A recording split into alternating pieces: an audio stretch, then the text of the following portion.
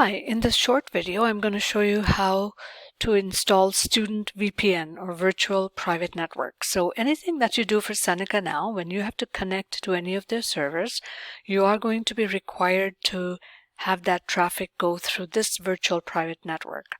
So in order to install that, which is the first step you need to do, you're going to click on studentvpn.senecacollege.ca, and that will take you to this Global Protect portal. In this, you're going to sign in with your Seneca ID and password. So your Seneca ID, if whatever is your Seneca email, the first part of that is what you need to put here, not the entire email, just the first part. That represents your ID or your name for the Seneca sign-in.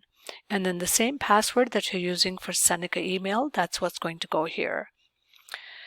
After you click login, it'll present you with the option to download either a 32-bit or a 64-bit version.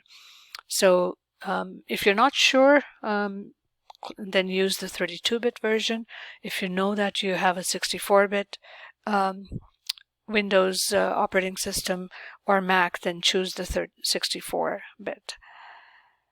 Once you've downloaded that, you can just take the default options and install it. It takes less than a minute, and that will present you with Global Protect screen, where again you're going to put in the portal as studentvpn.senecacollege.ca, and when you press connect, it will ask you last time to again put in your Seneca account and password and click sign in.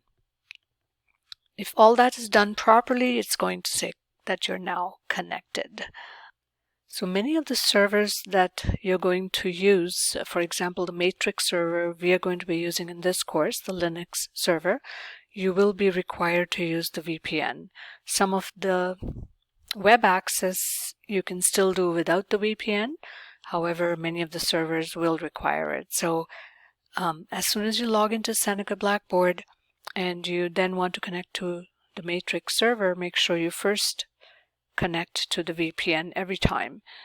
So once you've gone through these steps, all you need to do is go down, open the icon for Global Protect, and make sure you connect. Then we can proceed with connecting to the Linux server and so on, which I will show you in the next video. Thank you.